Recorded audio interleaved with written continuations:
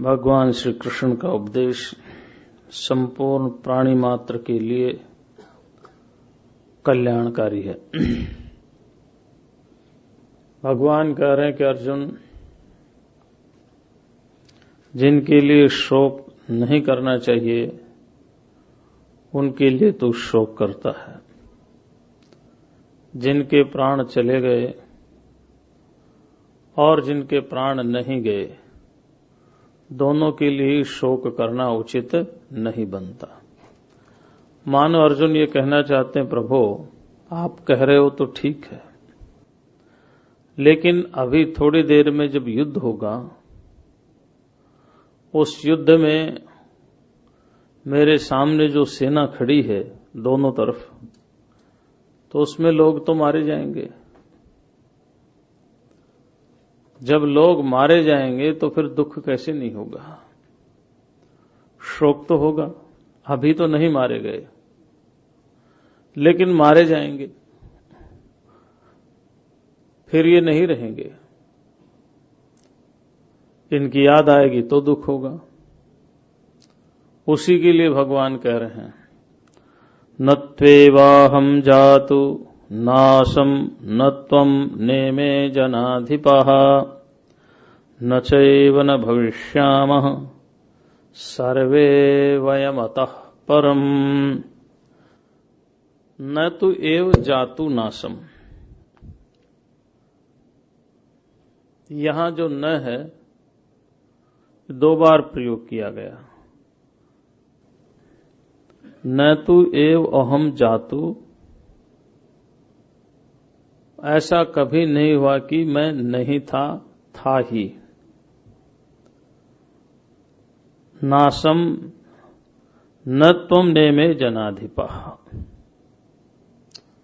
न तो ऐसा कभी हुआ तू नहीं था, तू भी था। ऐसा भी नहीं हुआ कि मैं नहीं था, मैं भी था। और ऐसा भी नहीं है कि ये राजा लोग नहीं थे, ये भी थे। न चैव न भविष्याम, ऐसा भी नहीं कि फिर कभी नहीं होंगे, होंगे ही। सर्वे वयम मतः परम। यहां पर दो नकार का प्रयोग विशेष बात करने के लिए कहा जाता है। जैसे किसी को कहो कि भाई बहुत निर्धन है, तो कहेगा नहीं, मेरे पास धन नहीं है, अर्थात है। तो प्रकारांतर से वो व्यक्ति हां कहना चाहता है। इसलिए दो न जब आ जाते हैं तो उसका विधेयात्मक वाक्य हो जाता है। अर्जुन को संदेह है कि जब हम तीर चलाएंगे, युद्ध करेंगे, तो मारे जाएंगे। तो भगवान ने कहा ऐसा नहीं है, अर्जुन विचार करके देख। न तु एव जातु, तुम कभी नहीं थे, ऐसा कभी नहीं हुआ। और न मैं कभी था, ऐसा नहीं हुआ। और ये जो राजा लोग तेरे सामने युद्ध करने के लिए खड़े हैं, ये कभी नहीं थे, ऐसा नहीं हुआ। और हम सब कभी नहीं होंगे, ऐसा भी होने वाला नहीं है। अर्जुन केवल देह को देख रहा है, शरीर को, और भगवान उसे आत्मा दिखाना चाहते हैं, आत्मा को, देही को। तुम देह को लेकर के ये कह रहे हो कि हम कभी नहीं रहेंगे, या ये नहीं रहेंगे, या हम पहले नहीं थे। जरा विचार करके देखो अर्जुन, तुम नहीं थे, ये बात कौन कह रहा है? क्या किसी ने अपने अभाव को देखा है? क्या किसी ने अपनी उत्पत्ति को देखा है? जब हमने अपनी उत्पत्ति को नहीं देखा तो विनाश को भी नहीं देखा। सिद्धांत है, जो उत्पन्न नहीं हुआ उसका विनाश भी। मांडुक्य कारिका में लिखा, आदावन्ते च यन्नास्ति मध्यमेपि तत्तथा। जो वस्तु आदि में है और जो अंत में है वही वर्तमान में है। जो आदि में नहीं और अंत में नहीं वह वर्तमान में भी नहीं है। जन्म से पहले शरीर नहीं था, मृत्यु के बाद शरीर नहीं रहेगा, तो ये जो वर्तमान में दिखाई दे रहा है ये शरीर भी रहने वाला नहीं है। जन्म से पहले मेरा अस्तित्व था क्योंकि मैंने अपने अभाव को नहीं देखा। मृत्यु के बाद भी मेरा अस्तित्व रहेगा क्योंकि मैं अपने मृत्यु को भी देखने वाला नहीं हूं। इसलिए वर्तमान में भी मैं हूं ही, मेरी सत्ता है, मेरा अस्तित्व है। देखो, ये शरीर हम देखते हैं, ये वेदांत की विचार की प्रक्रिया है। ये देह हम देख रहे हैं, शरीर हम देख रहे हैं, हमें दिखाई दे रहा है ये शरीर है। अब मान लो हम सो गए, रात हो गई और हमें स्वप्न आ गया। स्वप्न में हम यात्रा कर रहे हैं, देख रहे हैं पदार्थों को, खा रहे हैं, रस ले रहे हैं, आनंद ले रहे हैं। लेकिन ये जो शरीर है पंचभूतों का बना हुआ, ये तो वहीं पड़ा है। हम तो हरिद्वार पहुंच गए, कलकत्ता पहुंच गए, अहमदाबाद पहुंच गए, डाकोर पहुंच गए, अंबाजी के यहां पहुंच गए। शरीर तो नहीं गए, ये तो वहीं है। इसका अर्थ है कि इस शरीर से भी अलग कोई चीज है जो देख रहा है, स्वप्नों को देख रहा है, पदार्थों का निर्माण कर रहा है, पदार्थों को बना रहा है, अनुभव कर रहा है। और जो स्वप्न में देख रहा है उसको गहरी सुषुप्ति आ गई तो देखना ही बंद हो गया। अब उसको ये भी नहीं मालूम कि कुछ पदार्थ है भी, ये शरीर है या देह है भी, ये भी उसको नहीं मालूम है। लेकिन उस अवस्था में भी उसके अपने अस्तित्व का बोध होता है। जब जागता है तो ये कहता है कि मैं बहुत सुख से सोया। ये अनुभव करने वाला कौन है? इसका अर्थ है ये जो नेत्र है, कर्ण है, नासिका है, इनका कोई प्रकाशक है जो स्वप्न अवस्थाओं में देख रहा है। और जब संपूर्ण इंद्रियों को लीन कर देता है मन और स्वयं भी लीन हो जाता है, तो भी उनका भी कोई प्रकाशक है जो ये कह रहा है कि मैं आराम से सोया। तो ये जो हमारी वृत्ति है, इस वृत्ति के ऊपर जिसका प्रकाश पड़ता है वो इस वृत्ति से भिन्न है। वो जो प्रकाशक है, जो प्रकाश कर रहा है इन सबको, वही आत्मा है। और उस आत्मा के लिए ही भगवान कह रहे हैं, उसी के लिए, कि ऐसा कभी नहीं था कि तू नहीं था ही था। केवल एक भ्रम है इस देह को लेकर के, इस शरीर को लेकर के।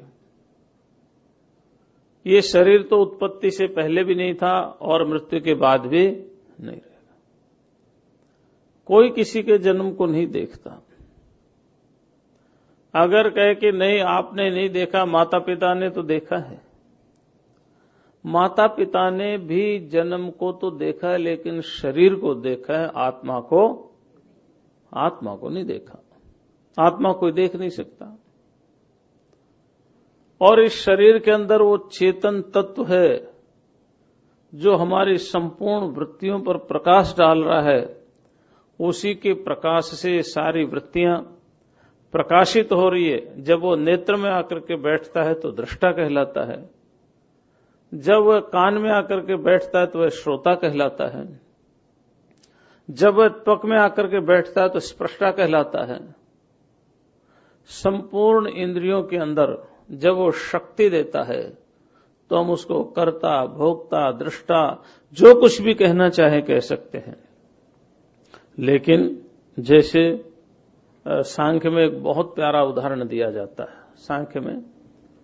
सांख्य दर्शन में वो कहते हैं कि जैसे जपाकुसुम है, जपाकुसुम है ना, लिली का फूल, जपाकुसुम के पास स्फटिक मणि रखी है, स्फटिक क्रिस्टल, और जपाकुसुम की लालिका स्फटिक पर पड़ रही है, पूरा का पूरा स्फटिक लाल हो रहा है। तो क्या वह लालिमा जो स्फटिक में है ये उसकी अपनी है? उसकी अपनी नहीं है। जैसे ही उस जपाकुसुम को हटा दिया जाएगा तो उसकी लालिमा खत्म हो जाएगी। जपाकुसुम के संयोग से स्फटिक में लालिमा दिखाई दे रही है। ठीक इसी प्रकार से ये जो वृत्ति में प्रकाश आ रहा है ज्ञान ग्रहण करने का, ज्ञान तो एक ही है, उसी ज्ञान को वृत्तियों के भेद से अनेक ज्ञान बोलते हैं। ज्ञान एक ही है लेकिन अनेक वृत्ति होने के कारण अनेक बोलते हैं। नेत्र में जब आता है तो देखने वाला है, कान में जब आता है तो सुनने वाला है, नाक में जब आता है तो सूंघने वाला है। लेकिन ज्ञान में कोई भेद नहीं है, वृत्तियों में भेद है। तो इसी प्रकार से ये जो चेतन के संसर्ग से इसके अंदर चेतन का सा प्रतीत होता है, आभास होता है। ये देह नाशवान है, यह देह खत्म हो जाएगा, तो इसका अर्थ ये नहीं अर्जुन कि हम सब भी खत्म हो जाएंगे। हम सब खत्म होने वाले नहीं। हमारे यहां भारतीय संस्कृति में, दर्शन शास्त्र में इसके ऊपर बहुत विचार है। बहुत ज्यादा विचार तो नहीं करेंगे, लेकिन यहां प्राग भाव, प्रध्वंसा भाव, अन्योन्या भाव और अत्यंता भाव, 4 प्रकार का अभाव बताया है। प्राग भाव का अर्थ है उत्पत्ति से पहले अभाव। तो उत्पत्ति से पहले अभाव कब था? अनादि, अनादि काल का अभाव है। मान लो मेरे सामने गिरीश भाई बैठे हुए हैं, आज से 5 साल पहले, 10 साल पहले मेरा इनका परिचय नहीं था। तो कब से नहीं था? अनादिकाल से नहीं था। लेकिन परिचय हुआ तो जो अनादिकाल का अभाव था वो खत्म हो गया, वो खत्म हो गया। तो प्राग भाव अनादि शांत है, प्राग भाव अनादि शांत है। उत्पत्ति से पहले हमारा शरीर नहीं था। कब से नहीं था? अनादिकाल से नहीं था। उत्पन्न हो गया तो उस प्राग भाव का शांति होगी, समाप्त हो गया। अब घड़ा है, घड़ा का अस्तित्व हमें दिखाई दे रहा है, लेकिन यदि घड़े को फोड़ दिया जाता है तो उसका अभाव हो जाता है, उसको प्रध्वंसा भाव बोलते हैं। घड़ा तो था लेकिन फोड़ दिया, तो अब इसका अभाव कब तक रहेगा? सदा के लिए रहेगा। तो प्रध्वंसा भाव जो है शांत और अनादि है, प्राग भाव अनादि और शांत है। जो अनादि और शांत हो या शांत और अनादि हो, उसकी कोई सत्ता नहीं हुआ करती है, कोई सत्ता नहीं हुआ करती है। जो प्राग भाव का भी देखने वाला है, जानने वाला है, और जो प्रध्वंसा भाव का भी देखने वाला है, जानने वाला है, वह सदा नित्य एक रस ही रहता है। उस नित्य एक रस के लिए ही यहां भगवान कह रहे हैं कि अर्जुन, ऐसा कभी नहीं है कि तू नहीं था। ये आत्मा की नित्यता है। अच्छा, एक बात है, सीधी सी बात है, अर्जुन तो बेचारा शोक सागर में डूबा हुआ है और उसे आप प्राग भाव प्रध्वंसा भाव समझ आ रहे हो? नहीं, भगवान उसको प्राग भाव प्रध्वंसा भाव नहीं समझा रहे। ये तो हम अपने लिए समझ रहे हैं और समझा रहे हैं। अर्जुन की तो वही स्थिति थी जैसे वेद का ज्ञान प्राप्त करते समय ऋषियों की थी। वो तो समझता था, जैसे भगवान बोलते जाते थे अर्जुन समझता हुआ चला जाता था। ये व्याख्याएं तो उनके लिए होती हैं, ये विस्तार तो उनके लिए होते जिनकी समझ में इतनी सहजता और इतनी शीघ्रता से आता नहीं। ऐसा नहीं समझना कि युद्ध का मैदान है और भगवान वहां प्राग भाव और प्रध्वंसा भाव की व्याख्या कर रहे हैं, नहीं। ये तो हमने अपने आप को समझने के लिए और समझाने के लिए कि आत्मा की नित्यता भगवान किस प्रकार से बता रहे हैं, वो समझाने के लिए हम व्याख्या कर रहे हैं। नहीं, हमारी समझ में आएगा नहीं। नत्वेवा हम जातु नासम न त्वम नेमे जनाधिपा न चैव न भविष्याम सर्वे वयम अतः परम। श्लोक पढ़ जाएंगे, अर्थ कर जाएंगे, आगे बढ़ जाएंगे, लेकिन क्या उसका भाव है, क्या उसका रहस्य है, इसके लिए ही आचार्यों ने भाष्य किया है। इसी के लिए भाष्यों के ऊपर टीकाएं हुई हैं।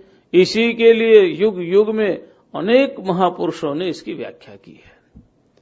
तो ऐसा जैसा हम इस समय व्याख्या कर रहे हैं, भगवान भी वैसे ही युद्ध के मैदान में व्याख्या करेंगे, ऐसा नहीं समझना। जैसे प्रारंभ में 4 ऋषियों के अंतःकरण में भगवान ने वेद का ज्ञान प्रकट किया और वो चारों ऋषि पवित्र आत्मा होकर के उसके अर्थ और उसके रहस्य और उसके सभी प्रकार के पद पदार्थ को सहज रूप से समझ गए, उनकी व्याख्या नहीं करनी पड़ी। ठीक इसी प्रकार से अर्जुन भी इस ज्ञान को उसी रूप में समझ रहे हैं। व्याख्या तो हम अपनी सुविधा के लिए कर रहे हैं, और जब बहुत लंबी व्याख्या करते हैं तब लोग संदेह करते हैं कि इतना बड़ा वेदांत का इतना बड़ा भारी उपदेश क्या युद्ध के मैदान में दिया होगा। संदेह का मूल कारण ये होता है। तो आत्मा की नित्यता को बताने के लिए भगवान कह रहे हैं, अर्जुन ऐसा कभी नहीं है कि तू नहीं था, अर्थात शोक करने के लिए कोई स्थान नहीं है। तुम ये सोचते हो कि भीष्म पितामह युद्ध में मारे जाएंगे, कोई नहीं मरने वाला, कोई मरने वाला नहीं है, सब अमर हैं। अच्छा, दूसरी बात, अगर ये कहते हो कि मर करके न जाने किस जन्म में लेंगे, तो एक बात तो शरीर जड़ है, कोई भी जन्म मिले क्या फर्क पड़ता है, देह तो जड़ ही है, चेतन तो आत्मा है। दूसरी बात, तुमने इनको महानुभाव कहा है, इसलिए निश्चिंत हो जाओ, ये किसी अधोगति को भी जाने वाले नहीं है। तो नस्त्वेवा हम जातु नासम न त्वम नेमे जनाधिपा न चैव न भविष्याम सर्वे वयम अतः परम। तो हम ऐसा कभी नहीं होगा कि हम कभी नहीं रहेंगे। तो आप लोगों को विश्वास इस बात का? अगर विश्वास है तो मृत्यु के उपस्थित होने पर कोई दुख नहीं होना। पीड़ा हो, दर्द हो, हम कर रहे हैं, चिल्लाए, वो एक अलग बात है। एक तो दुख होता है, देखिए, एक तो शरीर का दुख है, एक मन का दुख है। शरीर का दुख होगा, लेकिन मन के अंदर उस दुख का हम दृष्टा बन जाएं कि हां, ये शरीर का दुख है और मैं इसको देख रहा हूं। ये भाव हमारे अंदर आएगा तो मृत्यु का दुख नहीं होगा। ऐसा नहीं है कि शरीर में चोट लगी और हमें महसूस ही ना हो, ऐसा नहीं है। शरीर में चोट लगे फिर भी उस दर्द की अनित्यता हमारी समझ में आ जाए, वो देह की अनित्यता हमारी समझ में आ जाए, इसी बात के लिए भगवान कहना चाह रहे हैं। तो हमारा आप पहले भी थे, आज भी हैं। और यहां एक बात मैं थोड़ा सा कहना चाहता हूं। हमारे बहुत से तत्वचिंतक है ना, तत्वचिंतक या संत महात्मा कहो, जो भी आप कहो, वो ये कहते हैं कि अब जिसने मनुष्य जन्म ले लिया वो मनुष्य ही रहेंगे, पशु पशु ही रहेंगे, पक्षी पक्षी ही रहेंगे, पुरुष पुरुष ही रहेंगे और स्त्री, ऐसा कुछ लोग कहते हैं। श्री अरविंद भी ऐसा ही बोलते हैं। ऐसी बात नहीं है। क्यों? क्योंकि आत्मा जो है ना, आत्मा वो शरीर से भिन्न है, वो शरीर से भिन्न है, शरीर से अलग है। त्वम स्त्री त्वम पुमानसी त्वम कुमार उतवा कुमारी। श्रुति में लिखा कि ये जो स्त्री है, पुरुष है, कुमार है, कुमारी है, या जो कुछ भी है, ये देह को लेकर के है, शरीर को लेकर के है। आत्मा में कोई लिंग नहीं है। वो तो जिस जिस यद्यत शरीर मा दत्ते तत्तेन संयुज्यते, जिस जिस शरीर में आ जाते उस शरीर का के बारे में उसको संबोधन कर दिया जाता है, बस इतना ही है। इसलिए मनुष्य बने, पशु बने, पक्षी बने, कुछ भी बन सकता है। श्रुति में लिखा कि जो पाप कर्म करने वाले हैं, निम्न कर्म करने वाले हैं, वो निम्न योनियों को प्राप्त होते हैं, और जो उत्तम कर्म करने वाले हैं वो उत्तम योनि को प्राप्त होते हैं। इसलिए यहां ये नहीं समझना कि हम और आप ऐसे ही थे ऐसे ही रहेंगे। शरीर को लेकर के नहीं समझना, आत्मा को लेकर के समझना है। ऐसा भी नहीं समझना है कि हो सकता है किसी लोक में, जैसे इस पृथ्वी लोक में हम और आप बैठे हैं, ऐसे हो सकता है किसी और लोक में भी हम और आप बैठे होंगे और इसी तरह से उपदेश चल रहा होगा। ऐसा भी नहीं समझना। ये बहुत भ्रांतियां हो जाती है क्योंकि रहस्य को नहीं समझ पाते। ऐसा भी नहीं समझना कि किसी लोक में इस समय कृष्ण और अर्जुन युद्ध कर रहे, बात कर रहे होंगे, उपदेश दे रहे होंगे, जैसे यहां उपदेश चल रहा है। नहीं, यहां किसी लोकांतरों के नित्यत्व की बात नहीं है। यहां किसी के पुरुष होने या स्त्री होने के नित्यत्व की बात नहीं है। यहां नित्यत्व की बात है आत्मा की। आत्मा नित्य है, शरीर नहीं। शरीर तो कोई भी रूप ले ले। मिट्टी से घड़ा बनाया, तोड़ दिया, तोड़ करके फिर मिट्टी बना करके सुराही बना दी, दीपक को बना दिया छोटा सा, कुछ भी बन सकता है। ऐसी ये पंचभूतात्मक जो शरीर है, ये तो विनाश के बाद, विनाश माने अदर्शन, मृत्यु जिसको हम बोलते हैं, उसके बाद अपने अपने मूल भूतों में लीन हो जाएंगे, फिर इन भूतों से कुछ भी बने। तो इसलिए यहां पर यह कहना, इसलिए कह रहे हैं कि कहीं ऐसा नहीं समझ लेना कि भगवान ने कहा है अर्जुन तू भी रहेगा और मैं भी रहूंगा, पहले भी थे, आज भी और आगे भी, तो हम ऐसे ही रहेंगे। नहीं, ऐसे रहने वाले नहीं हैं। आत्मा के रूप में हम नित्य हैं और देह के रूप में स्थूल देह और सूक्ष्म देह और कारण देह।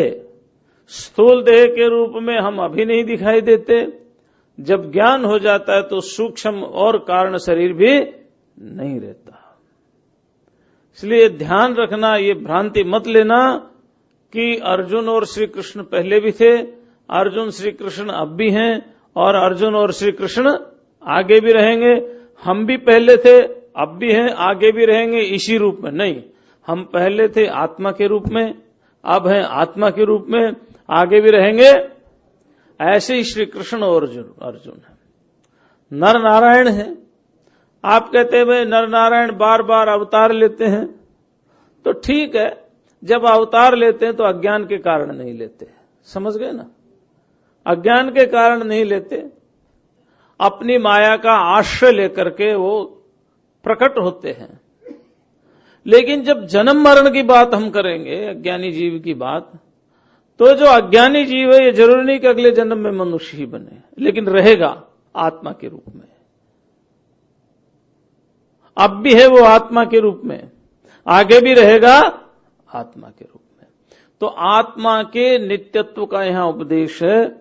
यहां ऐसा नहीं मरने के बाद फिर हमें ऐसा ही शरीर मिलेगा, ऐसी हमारा रूप रंग होगा, ऐसी हमारी आकृति होगी, या जन्म से पहले ऐसा ही हमारा शरीर था, ऐसा ही रूप रंग था और ऐसी हमारी अच्छा देखो ईश्वर की लीला, आप छोड़ो जन्म और मरण के, जन्म से पहले मरण के बाद की बात तो छोड़ो। मेरे ख्याल से जो दस्तावेज पर, डॉक्यूमेंट पर ये जो अंगूठा लगाने की परंपरा, ये 15-20 साल पुरानी है, इससे पहले तो नहीं होगी। कब से होगी मालूम नहीं मुझे। हाँ जी, चलो पहले से ही मान लो, हमने मान लिया आपकी बात। हम तो नहीं, हम तो चीज मूल बात समझा रहे हैं। चलो 100 साल पुरानी होगी, 400 साल पुरानी होगी, 500 साल पुरानी होगी, ठीक है ना, इतनी तो पुरानी होगी। लेकिन आप 400 साल से आज तक जितने भी अंगूठे लगाए हुए हैं, किसी भी एक अंगूठे का मिलान करके देख लो, फिर शरीर अगले जन्म में और इस जन्म में कैसे मिल जाएगा। एक छोटी सी बात कही है, मूल समझने की बात यह है, मान लो 500 साल से अंगूठे लगाने की परंपरा है और हमारे पास इस समय जो अंगूठे के डॉक्यूमेंट्स मिलते हैं वो 100 साल के होंगे। वहां से लेकर के आज तक कोई एक अंगूठे का निशान आपस में मिलता नहीं है। हम जन्म और जन्मांतरों का शरीर मिलाने की बात करते हैं। ये ईश्वर की सृष्टि है, अचिंत्य सृष्टि है, ये अचिंत्य सृष्टि है। इस अचिंत्य सृष्टि में केवल एक ही बात जाननी है, शरीर बदलता रहेगा और आत्मा एक ही है, नित्य है। वही बात समझाने के लिए भगवान कह रहे हैं। आइए अगले श्लोक पर चलते हैं। मैं सोचता हूं 30 श्लोक तो 15 तारीख तक कर ही दे, है ना, क्योंकि 30वें श्लोक में जो है ना, न तुम शोचितुम अर्हसि, है ना,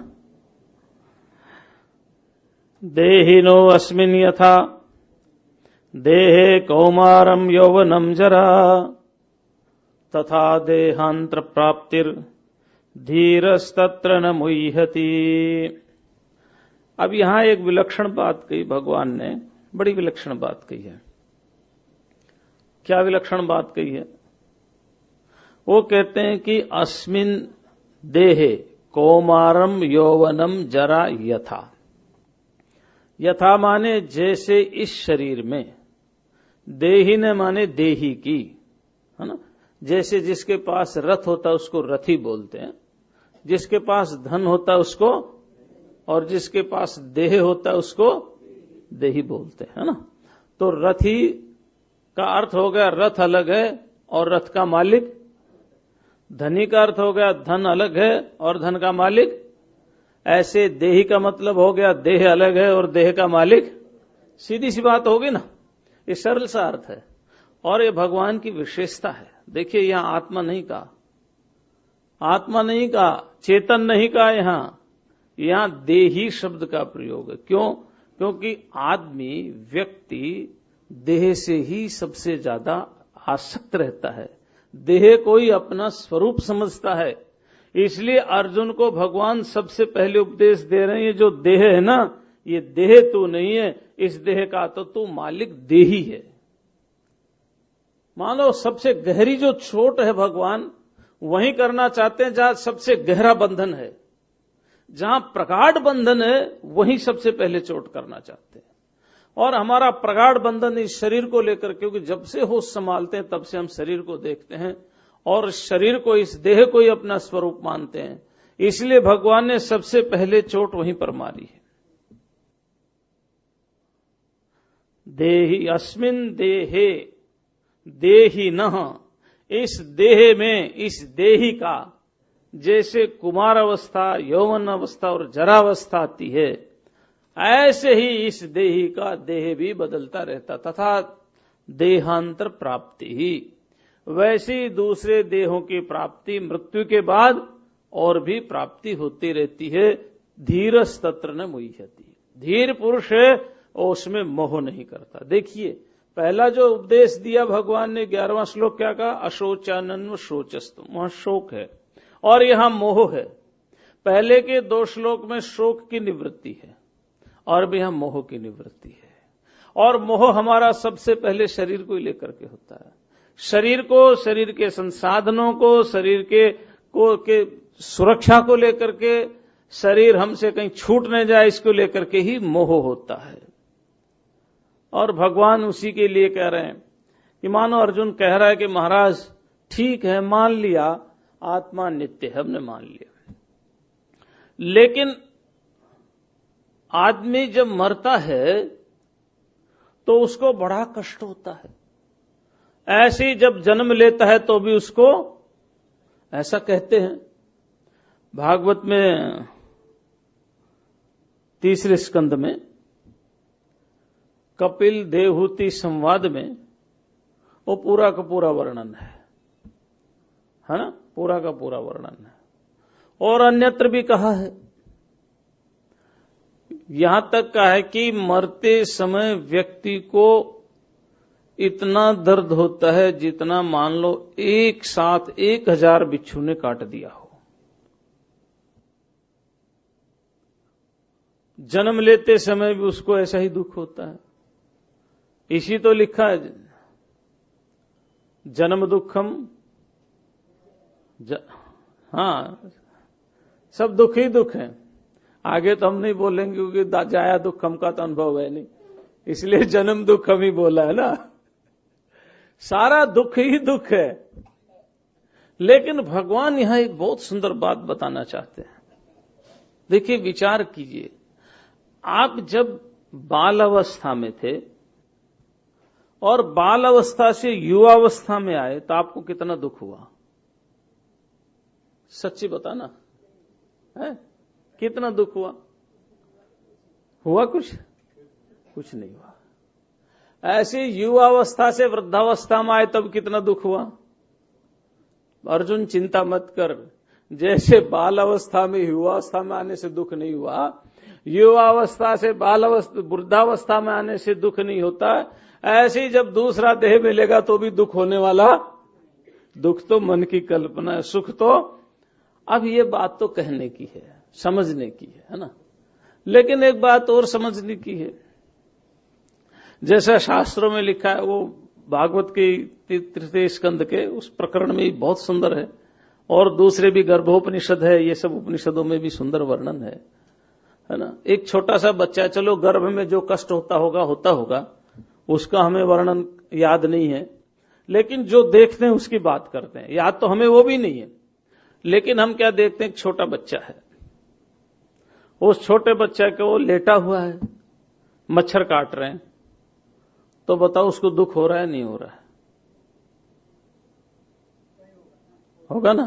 फिर कैसे कहते दुख नहीं होता? वो मच्छर उड़ा नहीं सकता, वो बता नहीं सकता कि मुझे मच्छर काट रहे हैं, बोल नहीं सकता, वो केवल रो रहा है बस। फिर कैसे कहते दुख नहीं हो रहा? नहीं, ये तो है ना। फिर कैसे कह सकते दुख नहीं हो रहा? हमें तो याद नहीं, हम जब छोटे थे कितने मच्छरों ने काटा होगा, कितने रोए होंगे, कितने हंसे होंगे, लेकिन देख तो सकते हैं ना। तो भाई एक बात ध्यान रखना, एक भगवान की लीला है ये। क्या लीला है? भगवान की लीला ये है, ये जो दुख हो रहा है ना, ये जो दुख, मच्छर का काटना, इसका काटना, उसका काटना, ये दुख हो किसको रहा है? शरीर का अनुभव कौन कर रहा है? वही जो अज्ञान से आवृत अपने आप को आत्मा मान करके बैठा हुआ है, उसी को ही हो रहा है। आत्मा को कुछ नहीं हो रहा है। अज्ञान से गर्भा में आया, गर्भ में आकर के अज्ञान से ही जो अपने आप को परिच्छिन्न मान करके बैठा है, उस परिच्छिन्न को ये दुख हो रहा है, वो भी दुख सा हो रहा है, दुख नहीं हो रहा। मान लिया उसने कि ये दुख मुझे हो रहा है, मान लिया उसने बस। तो गहराई से देखो, गहराई से विचार करके देखो तो दुख है क्या? दुख की सत्ता कहां है? अच्छा, दुख तो छोड़ो, सुख भी क्या है और सुख की सत्ता भी क्या है? सुख भी क्या है और दुख भी क्या है? देहिनो अस्मिन् यथा देहे कौमारम यौवनम जरा। इस सुख दुख की व्याख्या तो अगले श्लोक में करेंगे, है ना। यम ही न व्यथयन्ते पुरुषम पुरुषर्षभ, उसमें करेंगे ना। पर यहां पर ये देखो कि ये शरीर हमारा बदल रहा है। इस परिवर्तनशील शरीर को, बदलते हुए शरीर को कितने व्यक्तियों को दुख अनुभव हो रहा है, बल्कि प्रसन्नता और होती है। हमारे एक राजस्थान के एक बहुत सुंदर दादू संप्रदाय के एक महात्मा हुए, सुंदरदास उनका नाम था। उन्होंने सवैये लिखे हैं। तो एक सवैये में वो लिखते हैं कि जब बच्चा बड़ा होता है तो उसके माता पिता बड़े प्रसन्न होते कि मेरा बच्चा बड़ा हो रहा है, लेकिन वो ये भूल जाते हैं कि इसकी 1 साल की आयु भी कम हो रही है। अब ये बताइए सुख कहां है? आज बच्चा बड़ा हो रहा है, माता पिता खुश हो रहे हैं, बच्चा भी खुश हो रहा है, लेकिन बढ़ते हुए शरीर में आत्मा को कितना दुख हुआ। तो क्या ये आत्मा शरीर के साथ बढ़ रहा है, छोटा बड़ा हो रहा है? जितना शरीर है उतना ही आत्मा है। हमारे जैन संप्रदाय में मानते हैं कि जितना शरीर है उतना ही बड़ा आत्मा है। तो मान लो आत्मा को नित्य मानते और पुनर्जन्म मानते हैं। इस जन्म में जिसका हाथी जितना शरीर है, हाथी है, जन्म में जो हाथी है, हाथी जितना उसका आत्मा हो गया। अगले जन्म में वो जब छोटा सा मच्छर बनेगा तो आत्मा का क्या होगा भाई? उसको प्रेशर किया जाएगा, दबाया जाएगा, छोटा किया जाएगा क्या? या इस जन्म में जो मच्छर है और अगले जन्म में वो हाथी बनेगा तो उसको फैलाया जाएगा क्या? तो अगर आत्मा को सिकोड़ा जाएगा और विस्तार किया जाएगा तो आत्मा की नित्यता के ऊपर प्रश्न चिन्ह हो जाएगा।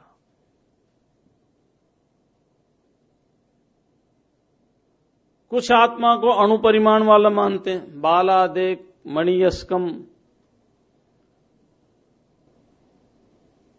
बालागर शतभागस्य शतधा कल्पितस्य च जीवो भाग सज्ञेय स चानंत्याय कल्पते। ये उपनिषद का मंत्र है कि जितना बाल का एक अग्रभाग होता है, आगे का हिस्सा, उस आगे के हिस्से के 100 टुकड़े कर लो, फिर उसके 100 करो। बालाग्र शतभाग से शतधा कल्पितस्य च, बाल के आगे के हिस्से के 100 टुकड़े करो, फिर उस एक के 100 टुकड़े कर दो। इतना सूक्ष्म ये जीवात्मा है। अणु परिणाम वाला मानते हैं कुछ, और वेदांत उसको व्यापक मानता है। तो आप अणुपरिमाण मानने वाले, व्यापक माने, कैसा भी माने, हम उस उधर नहीं जाएंगे क्योंकि इस समय हमारा फिलॉसफी पढ़ाने का ये समय नहीं है। इस समय तो प्रवचन का चीज समझाने का है। आप किसी भी परिमाण वाला माने तो जैसे मान लो आपने हाथी का जीव, मच्छर का जीव, मच्छर जितना हाथी का हाथी जितना भी मान लिया, तो जब शरीर छोटा था तो आत्मा छोटा था, शरीर बड़ा हुआ तो आत्मा भी बड़ा हुआ। नहीं हुआ तो कोई दुख हुआ? नहीं हुआ ना। आत्मा के घटने बढ़ने से दुख हुआ? ये तो हमारे अनुसार नहीं है, जैन के अनुसार है। लेकिन किसी भी स्थिति में भगवान श्री कृष्ण इस श्लोक के माध्यम से बताना चाहते हैं कि तुम्हें कोई चिंता करने की आवश्यकता नहीं। देहिनो अस्मिन यथा देहे कौमारम यौवनम जरा। जैसे शरीर में अवस्थाएं बदलती हैं और इन अवस्थाओं को बदलने से अर्जुन तुम्हें मालूम भी नहीं रहता, कोई दुख भी नहीं रहता, ऐसे ही इस आत्मा की देह के अनंतर दूसरा देह की प्राप्ति होती है। अब दूसरे देह की कैसी प्राप्ति होती है आप समझ रहे हैं ना? मैंने एक नई ढंग की बात कही आपको। अवस्थाओं के परिवर्तन से आत्मा को कोई भी फर्क,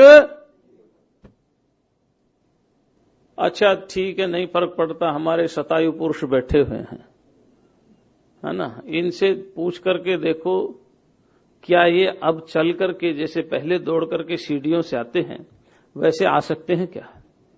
दर्द होगा या नहीं होगा? फिर जब दर्द होगा तो फर्क कैसे नहीं पड़ता? कैसे नहीं फर्क पड़ता? किसी को रूमेटिक आर्थराइटिस है शरीर में, और रिमेटिक आर्थराइटिस वाला ये चीज भी पकड़ता है तो उससे पकड़ में नहीं आती, दर्द होता है। किसी को सर्वाइकल पेन है, किसी को एब्डोमिनल पेन है, किसी के कान में दर्द है, नाक में दर्द है, दर्द तो अनुभव हो रहा है ना। बस भगवान यही बताना चाहते हैं, अर्जुन ये जो दर्द अनुभव हो रहा है एक वृत्ति है, और वृत्ति का जो प्रकाशक है वह चेतन है। जब वृत्ति का प्रकाशक चेतन है, चेतन का प्रकाश वृत्ति पर पड़ता है, तो वृत्ति अपने आप को चेतन जैसा महसूस करने लगती है। और ये सारी की सारी अनुभूति वहीं तक है, जब ये वृत्ति समाप्त हो जाती है तो फिर वह अनुभव भी समाप्त हो जाता है। संस्कार रहते हैं कहां? अंतःकरण में। अंतःकरण जड़ है, सूक्ष्म शरीर जड़ है, स्थूल शरीर भी जड़ है। अब यदि मान लो मैं अपने आप का अनुभव करता हूं, मैं बड़ा हुआ या मैं छोटा हुआ, तो जब मैं छोटा था अब मैं बड़ा हुआ, तो मुझे अपने छोटेपन की वो याद नहीं होनी चाहिए, क्योंकि मैं तो बदल गया। शरीर के बदलने से अगर मैं बदल जाता हूं, मैं परिवर्तनशील हो जाता हूं, तो सुख दुख तो मेरे अंदर ही आएंगे। इसलिए अवस्थाओं के बदलने से मेरा कोई परिवर्तन नहीं होता। तो अवस्थाओं के बदलने से जब मेरे अंदर कोई परिवर्तन नहीं होता, कोई विकार नहीं होता, मैं सदा एक रस रहता हूं, ठीक इसी प्रकार से जन्म के बाद या जन्म से पहले या मृत्यु के बाद जितने भी देह मिले या मिलेंगे, उसमें भी मेरा कोई परिवर्तन, मैं तो ऐसा ही हूं। देहिनो अस्मिन् यथा देहे कौमारम यौवनम जरा तथा देहांतर प्राप्तिर्धीरस्तत्र न मुह्यति। धीर पुरुष मोह को प्राप्त नहीं होता। धीर कौन है? उपनिषद में लिखा आवृत्त चक्षु अनावृतत्वमिच्छन, है ना। जो आंखें बंद है उन बंद आंखों को खोल ले। जो आंखें बंद है उन बंद आंखों को जो खोल ले उसको धीर कहते हैं।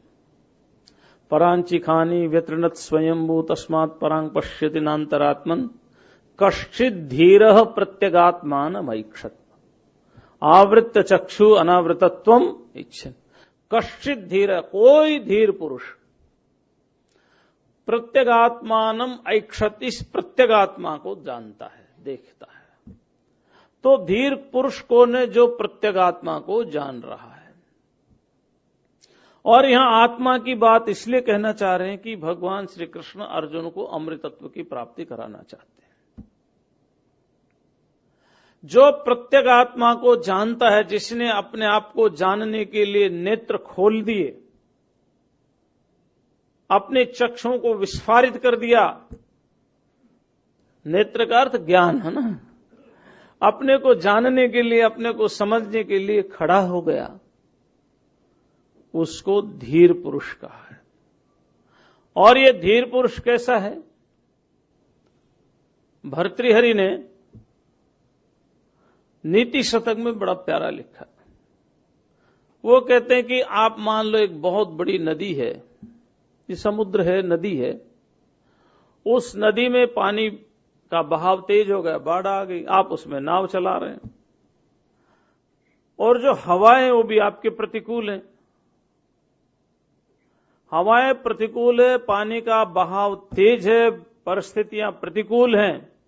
उस अवस्था में, प्रतिकूल अवस्था में भी अगर आपने धैर्य को नहीं छोड़ा तो किनारे लग जाएंगे, और धैर्य को छोड़ दिया तो वह पथ क्या, पथिक कुशलता क्या, जिस पथ पर बिखरे शूल न हो। नाविक की धैर्य परीक्षा ही क्या, जब धारा ही प्रतिकूल न हो। ये जो प्रतिकूल धाराएं हमारे जीवन में आ रही हैं, इन प्रतिकूल धाराओं में अपने आप को खड़ा रखना ही धीर पुरुष है। कश्चित धीर प्रत्यगात्मानम ऐक्षत आवृत्त चक्षु अनावृतत्वमिच्छन। कोई धीर पुरुष जो बुद्धि में सात्विक बुद्धि में जाकर के रमण करता है, कोई धीर पुरुष है जो इस आत्मा की तरफ देखता है। इसलिए कहा धीरः, जो आत्मा की तरफ देखने वाला है अर्जुन, न तत्र मुह्यति, उसको इस शरीर से मोह नहीं रहता। अच्छा, एक और बात, यहां एक बात तो पक्की होगी। क्या एक बात तो ये पक्की होगी, जैसे हम बाल अवस्था से युवावस्था में जाते हैं तो कोई दर्द नहीं होता, होता है? कोई दुख नहीं होता। ऐसी एक तो ये मान लो कि हमें अगला भी जन्म मिलेगा तो भी कोई दुख होने वाला, ठीक है। दूसरी बात ये पक्की हो गई कि ये शरीर रहे ना रहे, लेकिन दूसरा शरीर भी हमें मिलेगा ही मिलेगा। कब तक मिलेगा? जब तक अज्ञान की निवृत्ति नहीं होगी तब तक ही मिलेगा। लेकिन इतना तो पक्का हो गया, अब घबराने की आवश्यकता नहीं कि हम कहां रहेंगे, क्या करेंगे। हम जहां भी रहें, जो भी करें, शरीर हम नहीं है, शरीर हमारा है। देह हम नहीं है, देही है हम। और जब हम देही है, देह हम नहीं है, तो जो भी देह मिले वो खिलौना समझ ले और खेलते रहे। बच्चे के सामने कितने खिलौने ला करके रखते हैं, कभी किसी में मन लगाता है तो कभी किसी में मन लगाता है। इसलिए एक ही खिलौने में आसक्ति अच्छी नहीं रहती है। तो ये बात पक्का मान लो कि हमें इस शरीर के प्रति कोई मोह नहीं रखना है। अगर हम धीर पुरुष हो गए, अपने स्वरूप को जानने के लिए तैयार हो गए, तो न तो हमारा जन्म है और न हमारी मृत्यु है। अगर तब तक हमारे अंदर धीरता नहीं आती है, वो ज्ञान नहीं होता कि हम अपने वास्तविक स्वरूप को सम्यक प्रकार से जान लें, तब तक भी इतना तो निश्चय समझ लो कि न तो कभी हम मरे और न कभी हम मरने वाले, न तो हमारी कभी मृत्यु हुई और न आगे मृत्यु होने वाली, न हमारा जन्म हुआ न कभी जन्म होने वाला है।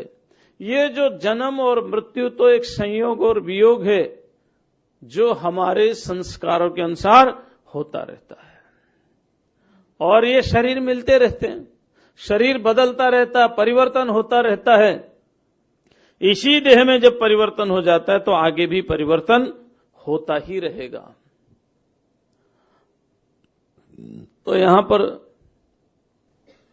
शरीर की अवस्थाओं की बात की, और आपने उपनिषदों का अध्ययन किया है, यहां प्रवचन सुना है ना प्रवचन, वहां पर भी शरीर की अवस्थाओं की बात की। बालपन, युवापन, वृद्धावस्था, जागृत, स्वप्न और सुषुप्ति। तो जो जागृत अवस्था को जान रहा है, पंचदशी तो शुरू यहीं से होती है, वही स्वप्न अवस्था को जान रहा है। जो स्वप्न अवस्था को जान रहा है वही सुषुप्ति अवस्था का अनुभव कर रहा है। इसका अर्थ है जागृत, स्वप्न और सुषुप्ति अवस्थाएं बदली है, मैं नहीं बदला। समझ गए ना? ये अवस्थाओं में परिवर्तन हुआ है, मेरे में कोई परिवर्तन नहीं है। मैं तो वही ज्ञान स्वरूप हूं जो जागृत अवस्था का भी साक्षी, स्वप्न अवस्था का भी साक्षी और सुषुप्ति अवस्था का भी साक्षी हूं। ठीक जैसे जागृत, स्वप्न और सुषुप्ति का मैं साक्षी होते हुए मेरी इन अवस्थाओं में परिवर्तन हुआ है, ठीक इसी प्रकार जागते हुए भी बालपन, युवापन और वृद्धा अवस्था, ये शरीर में परिवर्तन हुआ है। मेरे अंदर कोई परिवर्तन नहीं हुआ, मैं तो इन तीनों ही अवस्था का साक्षी हूं। दृष्टा हूं मैं तो दृष्टा हूं, और दृष्टा कभी भी दृश्य नहीं हो सकता। और जब तक कोई वस्तु दृश्य नहीं होगी तब तक उसका विनाश भी नहीं होगा। यद्यद् दृश्यम तत्तद् विनाशी। जो जो दृश्य है वही वही विनाशी है। अथवा एक और बहुत सुंदर बात है कि जो वस्तु दो या दो से अधिक पदार्थों से, तत्वों से मिलकर के बनी है, उसी का ही विनाश होने वाला है। आत्मा तो निरवयव है। क्या है? उसमें कोई अवयव नहीं है। तो अवयव होगा तो संयोग होगा, और अवयव होगा तो हमारा शरीर अवयव है, 5 महाभूतों से मिलकर के बना है। जब ये 5 महाभूत मिलकर के इस देह का निर्माण कर रहे हैं, तो कभी ये वियोग भी होंगे। बस इसी का नाम शरीर है। 5 महाभूतों के संघात का नाम देह है, और विघात का नाम विनाश है। 5 महाभूतों के संघात का नाम ये विश्व प्रपंच है, और संघात से जब विघात हो जाएगा, अर्थात 5 महाभूत अपने अपने मूल कारण में विलीन हो जाएंगे, तो ये विश्व प्रपंच नहीं रहेगा। लेकिन इस विश्व प्रपंच के रहने या न रहने से उस परमात्मा के अस्तित्व और सत्ता पर कोई भी फर्क पड़ने वाला नहीं है। ऐसे हमारे देह के रहने या न रहने से हमारे अपने अस्तित्व पर कोई भी फर्क पड़ने वाला नहीं है। हम तो केवल इसके दृष्टा हैं, हम तो केवल इसके परिवर्तन होने वाले शरीर को देख रहे हैं बस। दुख का कारण तो इसको अपना मान लेने से है, अपना मान लेने से। इसलिए देही, देखिए आत्मा शब्द नहीं कहा भगवान ने, है ना। ये भगवान की विशेषता गीता की, कि आदमी को वहीं पर से उठाना चाह रहे जहां वो बैठा हुआ है। अर्जुन कहां बैठा हुआ है? अर्जुन देह में बैठा हुआ है, कि सामने बोले मेरे तो भाई बंधु हैं, इसी तो देह में बैठा हुआ ना अर्जुन। अर्जुन अज्ञान में नहीं है, मोह में है। ध्यान रखना, मोह यद्यपि अज्ञान से ही होता है, लेकिन अर्जुन का ये अज्ञान जन्य मोह सदा के लिए नहीं है, तात्कालिक परिस्थिति जन्य, एक क्षण के लिए है। अथवा भगवान शंकराचार्य के शब्दों में कहें तो भगवान श्री कृष्ण की ही ये योजना है कि संसार को उपदेश देने के लिए अर्जुन को इस स्थिति में लाकर के खड़ा किया है। तो अर्जुन का जो मोह है वो देह को लेकर के है, इसलिए भगवान ने सबसे पहले चोट भी देह पर मारी है, कि ये अर्जुन तू देही है, ये देह है, ये देह बदलता रहेगा, लेकिन तू बदलने वाला नहीं है, तू अपरिवर्तनशील है, और तेरे इस देह के परिवर्तन होने में तेरे को कोई लेना देना नहीं है। अरे शरीर बालपन से युवावस्था में आया, तू थोड़ी आया।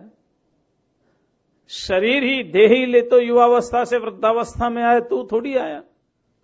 जब तू परिवर्तन हुआ ही नहीं, तेरे अंदर कोई परिवर्तन हुआ ही नहीं, तो तेरे को कष्ट कहां से होता, तेरे को दुख कहां से होता। तो अवस्थाओं के बदलने से, जन्म के बदलने से, मृत्यु के आने से ये शरीर में तो परिवर्तन होता है, आत्मा में कोई परिवर्तन नहीं होता। इसलिए जो तू सोच रहा है ये मर जाएंगे, इनको दुख होगा, कष्ट होगा, ऐसा तू अपने मन से निकाल दे। आज इतना ही, शेष कल। ओम शांति शांति शांति।